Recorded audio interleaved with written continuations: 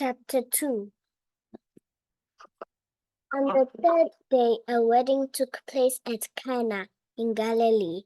Jesus' mother was there, and Jesus and his disciples had also been invited to the wedding. When the wine was gone, Jesus' mother said to him, "They have no more wine." "Woman, why do you involve me?" Jesus replied, "My hour has not yet come."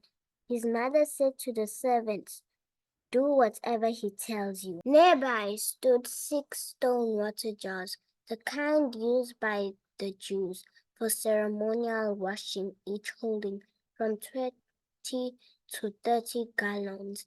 Jesus said to the servants, "Fill the jars with water." So they filled them to the brim. Then he told them, "Now draw some out and take it to the master of the banquet." They did so, and the master of the banquet tasted the water that had been turned into wine. He did not realize where it had come from, though the servants who had drawn the water knew. Then he called the bridegroom aside and said, "Everyone brings out the choice wine first, and then the cheaper wine after the guests have had too much to drink, but you have saved the best till now." What Jesus did here in Cana of Galilee was the first of the signs through which he revealed his glory, and his disciples believed in him. After this, he went down to Capernaum with his mother and brothers and his disciples. There they stayed for a few days. When it was almost time for the Jewish Passover, Jesus went to Jerusalem. In the temple courts, he found people selling cattle, sheep, and doves, and other settings at table, exchanging money.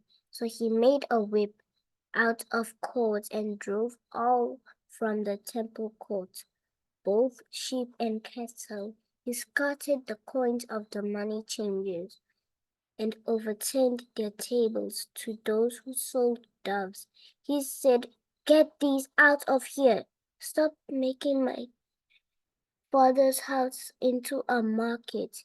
His disciples remembered that it is written, "Zeal for your house will consume me." The Jews then responded to him, "What sign can you show us to prove your authority to do all this?"